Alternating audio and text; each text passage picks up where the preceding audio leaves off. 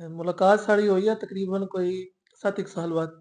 आज गड्डी गलती ने एक करोटा लगा है पेपर है धरना है। अस्सलाम वालेकुम जी, उम्मीद कर रहा हूँ जी सारे ठीक ठाक हो सो अल्लाह ताला ने हिफ्ज़ व अमान चो सो मैं जी आकब कश्मीरी तो तकने पे आकब कश्मीरी व्लॉग्स आज हाज़िर है जी नए व्लॉग नाल माशाल्लाह। आज ना मौसम बहुत ही प्यारा है जी। आज धुपिया बड़ी सख्त पता लगना आज गर्मी है बड़ी तो ये माशाल्लाह पहले अपने गाँव का नज़ारा कराने सवेले सवेले ना माशाल्लाह नज़ारा चेक करो। आज अपर आया छत्ता और मैं इथों नज़ारा करा माशाल्लाह इतो सारा पूरा ग्रां दिसना है।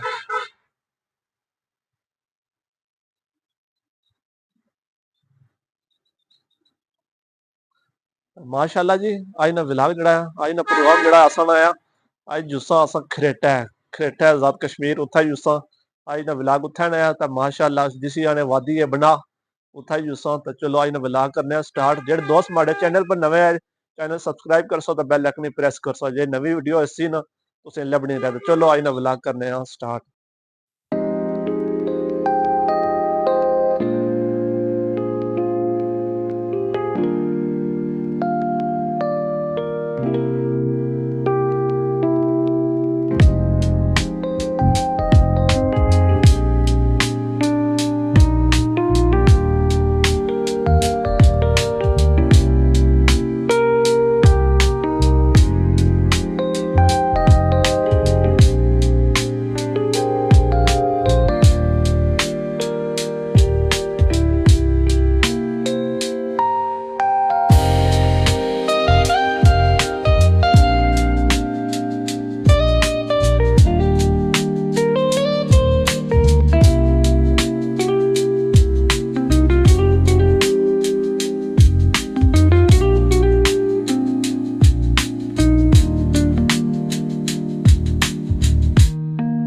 माशाल्लाह जी इस वक्त असा मौजूद है इतना सेरी सेरी बहुत ही प्यारा इलाका है इतना मैं तो नज़ारा कराई होना इतना पुजे असा निका का कासा बुन तो नज़ारा कराने इतना ना माशाल्लाह पहले दफा इतफाक आया था इसने ना दस रहे हैं जी पहले आया तो को है आज गड्डी गलती ने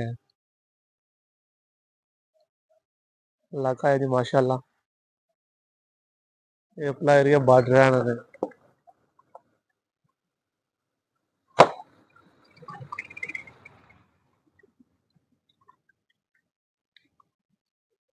चलो हूँ जुस्सा क्या अगे जुस्सा अगे तो नज़ारा कराने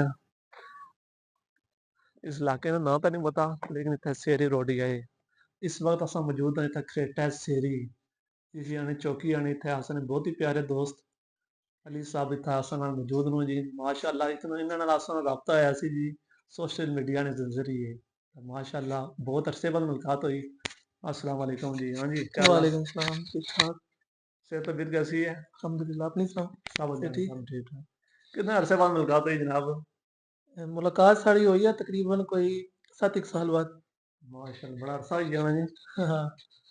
ये दसो जी कुत्थे होने उस असा मैं पहले 2 साल दुबई रहा आया हाँ ठीक ठीक ते उस तो बाद फिर अगे माल्टा। माल्टा आजकल हम माल्टा ही होने हैं। हाँ, पहले तो तुम्हें शादी मुबारक है बहुत बहुत। खैर मुबारक जी, खैर मुबारक। मसरूफ सन जी बहुत है माजरत आसान ना आई सके तो माशाल्लाह शादी नहीं मुबारक है। खैर मुबारक। आज तो मुड़ी जुले ठीक हो कितना अरसा रहे हो? मैं कार तो सिर्फ 1 महीने की छुट्टी आया था। हाँ ठीक है। बस 1 महीने की छुट्टी। ये मोलो थोड़ी चीज में बस ये तो उन्होंने कंट्रियों में छुट्टी इतनी होनी है। हाँ कितने वीक हाँ, होने 4 वीक 4 वीक से। 4 वीक जी। हाँ। तो माशाल्लाह जी असा इतना मौजूद सा तो मैं इन्होंने इंटरव्यू करा ये यादगार है क्या पता कदों मुलाकात हो सी तो माशाल्लाह इन्हें मिली तो बहुत ही खुशी हुई है।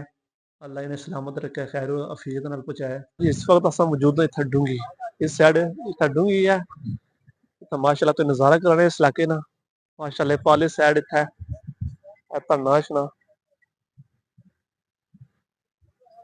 ये जबान ही है पिछले इलाके इस साइड डूंगी शना इस साइड को ऑटो शना तो क्या जुड़े दस रहे हैं उन्नी साइड थल्ले थल्ले बहन ही है इस साइड करोटा है इस साइड पार एक ग्रां है लेकिन उसे ना नहीं पता पीछे है पर पुलाने थल्ले बहन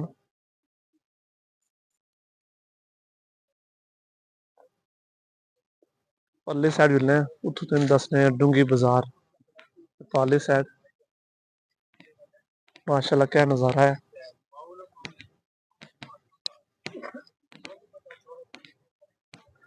रोड जानी खेटा है, इधर कोटली जानी ये साइड खेटा है। नज़ारा कराना है डूंगी बाजार है आज इतफाकन इधर आए ठीक है खेटा गए तो मुड़ी वापस आया मैं तो इस इलाके में नज़ारा कराई हूँ। चल अगली साइड है तो नज़ारा कराना है डूंगी बाजार है ना डूंगी बाजार आ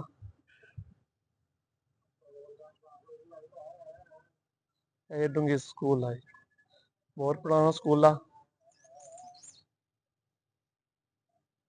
इस साइड तो नज़ारा करा ये पार करोटा है ये तो सही दिसना है थोड़ा दिसना सी करोटा इलाका है ये पर धन्ना है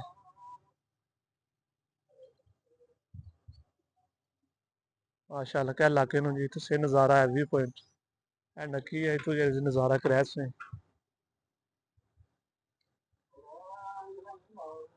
तो माशाल्लाह ਅੱਜ ਤੇ ਦੱਸਿਆ ਜੀ ਖੇਟਾ ਬਾਜ਼ਾਰ ਗਏ ਸਨ ਉੱਥੇ ਆਸਨ ਬਹੁਤ ਹੀ ਪਿਆਰੇ ਸੰਗੀ ਸਨ ਉਹਨਾਂ ਨੇ ਮਿਲੇ ਗਏ ਸਨ ਮੈਂ ਤੇ ਨਾਲ ਇਸ ਇਲਾਕੇ ਨਜ਼ਾਰਾ ਵੀ ਕਰਾਂ चलो उम्मीद कर रहे हैं जी आज ना व्लॉग से पसंद है अगर पसंद है लाइक कर सो शेयर कर सो चैनल सब्सक्राइब कर सो बे देसो इजाजत अपने रख सो बहुत सारा ख्याल अल्लाह सुने वाले फी अमान अल्लाह।